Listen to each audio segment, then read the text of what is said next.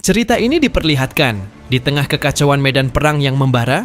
Xiaoyan hanya mengulas senyum tipis saat berhadapan langsung dengan Hun Yuantian dan Hun Tiansheng. Kedua pria tua itu tampak mengerikan dengan tubuh yang diselimuti aura kematian yang sangat pekat. Hun Yuantian dengan mata yang memancarkan kebencian mendalam mengatakan bahwa Xiaoyan telah menghancurkan rencana besar klan Hun dan menegaskan bahwa pemuda itu pasti akan mati hari ini. Mendengar ancaman tersebut, Xiaoyan tetap berdiri kokoh. Meski ia menyadari bahwa klan Hun sengaja mengirim 2 bintang 8 Dousheng sekaligus untuk melenyapkannya. Kendati demikian, Xiaoyan merasa bahwa dengan jiwa di state miliknya, ia sanggup menahan tekanan ini demi mengurangi beban pasukan aliansi yang sedang bertaruh nyawa di atas lautan magma. Tak lama setelah itu, Hun Yuantian memulai serangan pembukanya dengan mengayunkan telapak tangan yang membawa angin kematian yang mampu melayukan kekuatan hidup siapapun. Melihat hal itu, Xiaoyan segera membalas dengan melepaskan Purifying Demonic Lotus Flame dari dalam tubuhnya yang langsung memurnikan aura aneh tersebut dalam sekejap. Menyadari bahwa Xiaoyan telah tumbuh jauh lebih kuat dibandingkan pertemuan terakhir mereka, Hun Yuantian berteriak mengajak Hun Tiansheng untuk menyerang secara bersamaan. Hun Tiansheng segera melesat ke belakang Xiaoyan dan melepaskan teknik jari dewa kematian yang menusuk ruang. Melihat serangan dari 2 arah, Xiaoyan berteriak keras dan mengaktifkan teknik badan kaca King Kong serta tubuh api pemusnahan, sekaligus menyebabkan tubuhnya membengkak hingga 1000 kaki dan menjadi jernih seperti kristal api. Kemampuan untuk menggabungkan 2 kekuatan tubuh Duci ini adalah sesuatu yang hanya bisa ia lakukan berkat kekuatan jiwanya yang telah mencapai tingkat dewa. Tak lama setelah itu, Xiaoyan melancarkan rentetan serangan tingkatian, mulai dari palem musim semi kuning hingga jari musim semi kuning secara simultan. Melihat hal itu, Hun Yuantian terpaksa mengeluarkan teknik makam kematian raksasa untuk menahan gempuran liar Xiaoyan yang menyebabkan ruang dalam radius 10.000 kaki runtuh menjadi kehampaan.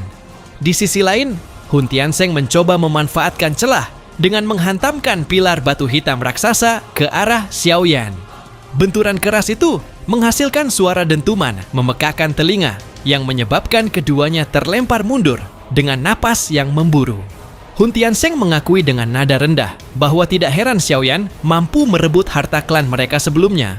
Melihat lawan yang mulai terdesak, Hun Yuantian memutuskan agar mereka tidak lagi menahan diri dan terus menyerang habis-habisan sampai Xiaoyan kehabisan energi.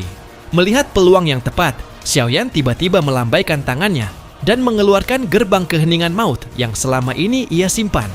Melihat hal itu, duo klan Hun justru merasa sangat gembira dan secara sukarela membiarkan diri mereka terhisap ke dalam gerbang tersebut karena mereka berniat menghapus jejak spiritual Xiaoyan dari dalamnya.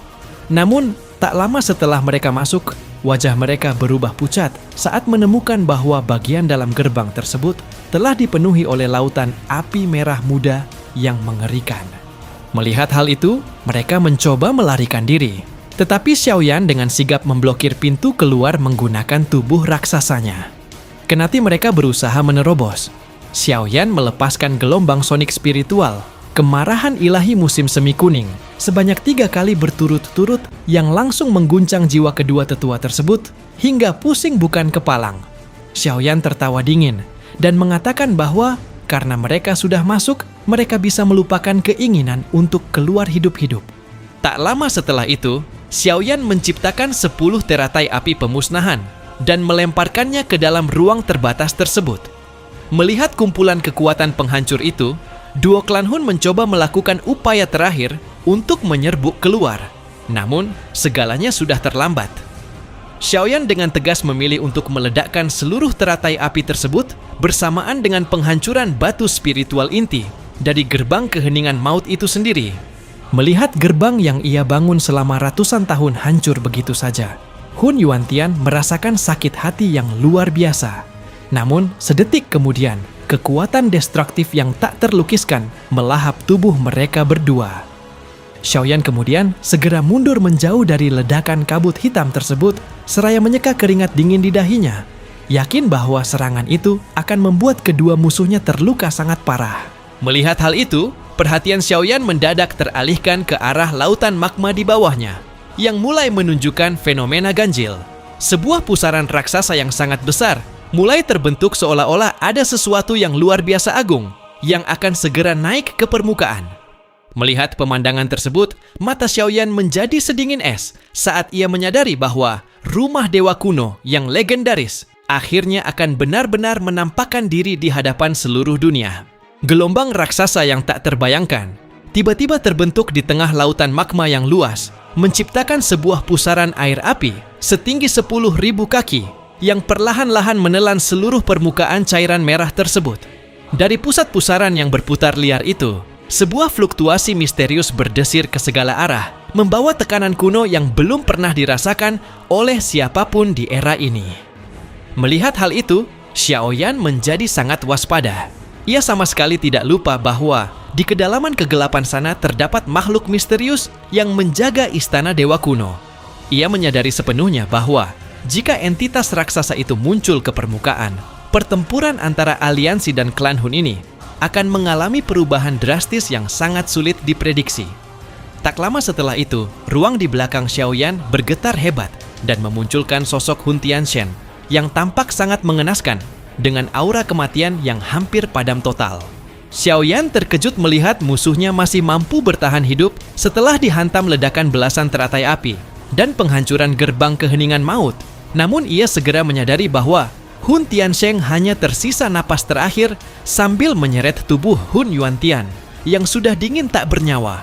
Melihat hal itu, Hun Tianzhen yang diliputi ketakutan yang luar biasa segera mundur dengan sisa tenaganya yang sekarat. Xiaoyan memilih untuk tidak mengejar karena ia harus mengalihkan seluruh fokus inderanya pada pusaran magma di bawah yang semakin mengganas dan bergejolak. Di sisi lain, pertempuran di angkasa antara Gu Yuan melawan Nihility Devouring Flame beserta dua sesepuh klan Hun lainnya juga mencapai titik didik. Kedua sesepuh tersebut terlempar mundur dalam kondisi yang sangat hancur setelah gagal total membendung kekuatan murni dari Gu Yuan. Nihility Devouring Flame menunjukkan ekspresi ketidakpuasan yang mendalam. Meskipun jiwanya telah mencapai tingkat Dist State, ia tetap tidak mampu menandingi kekuatan tempur Gu Yuan yang merupakan puncak dunia. Tak lama setelah itu, Gu Yuan melesat secepat kilat ke arah Hun Tiandi dan melancarkan serangan telapak tangan raksasa yang mampu membelah lautan.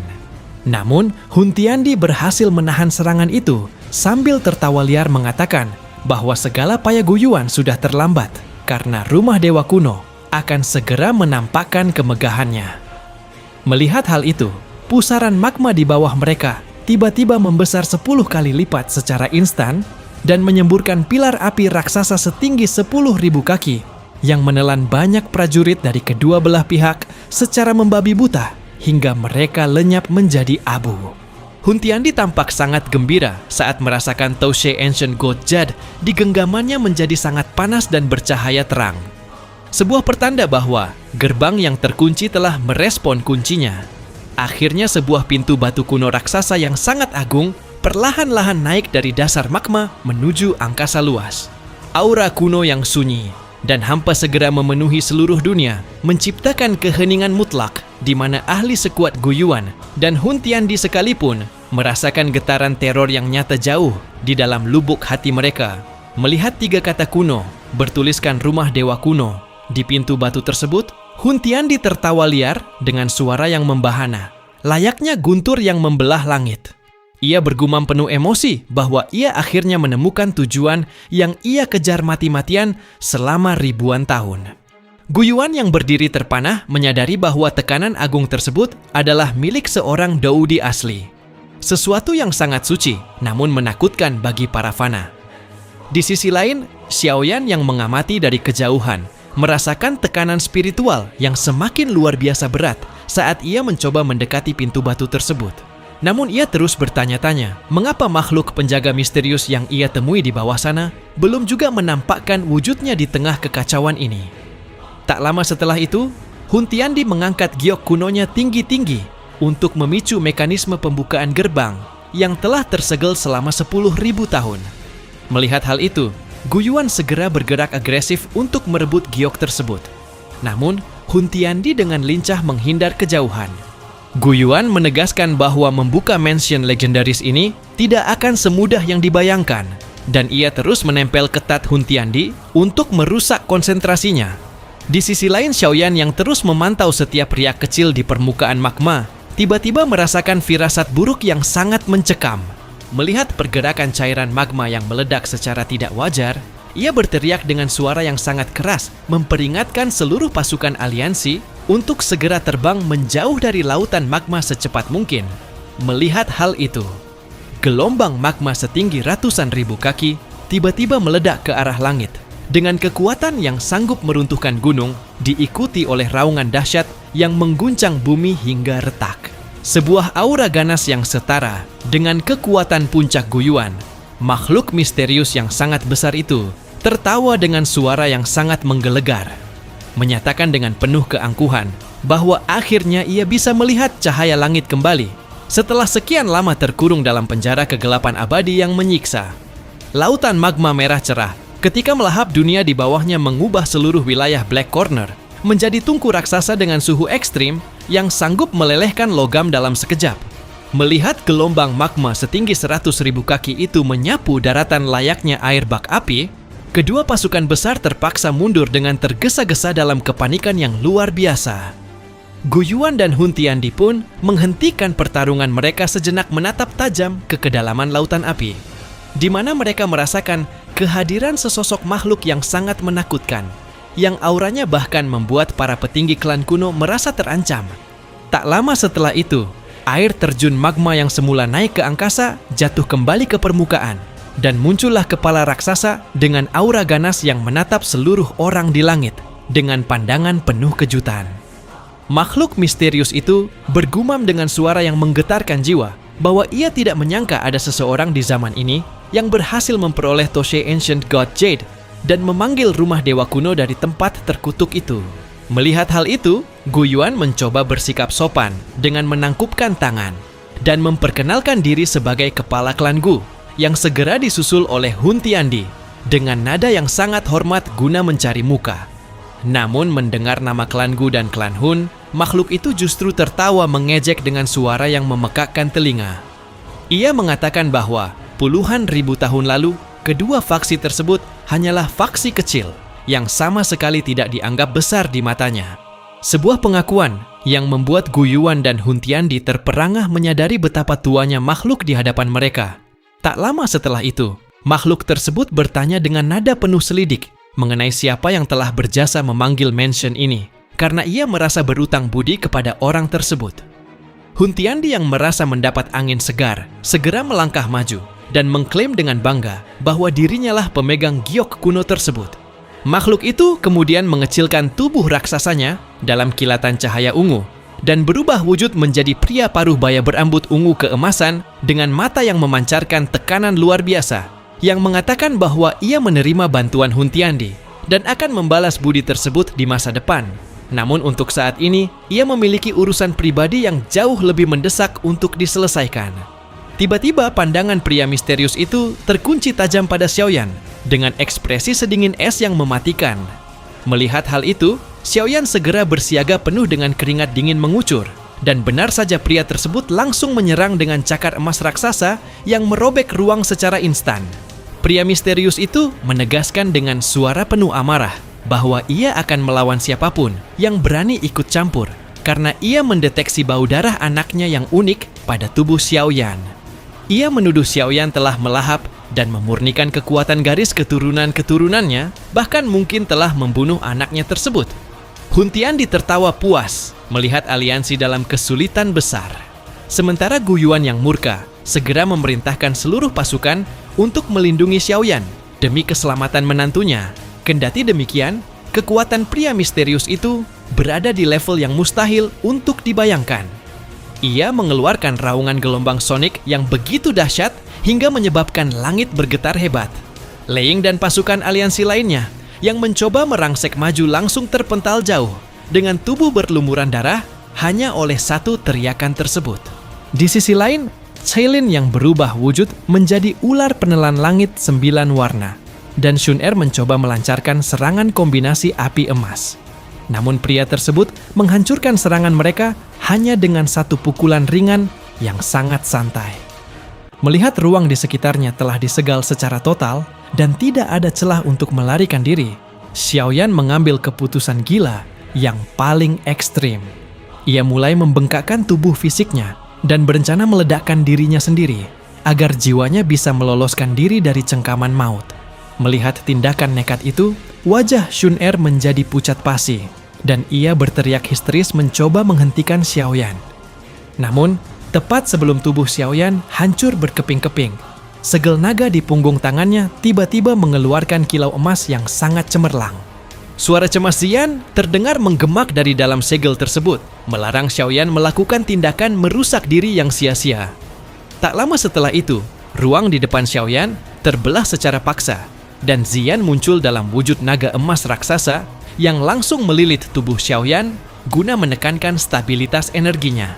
Pria misterius itu awalnya tetap berniat menghantamkan segel ungu emas berkekuatan pemusnahan ke arah naga tersebut.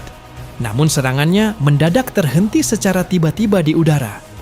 Melihat cahaya keemasan yang menyinari wajah naga emas itu, serta merasakan fluktuasi garis keturunan yang sangat murni, tubuh pria misterius tersebut tiba-tiba gemetar hebat. Seolah-olah ia sedang mengalami guncangan jiwa yang luar biasa dahsyat. Segel cahaya di tangannya runtuh seketika saat amarahnya berubah menjadi emosi yang tak terbendung. Dengan suara yang sangat gemetar dan air mata yang hampir jatuh, pria misterius itu menatap naga di hadapannya dan bergumam memanggil sosok tersebut sebagai anaknya sendiri. Mengubah suasana medan perang yang semula penuh niat membunuh menjadi sebuah pertemuan keluarga yang sangat membingungkan bagi semua orang yang hadir.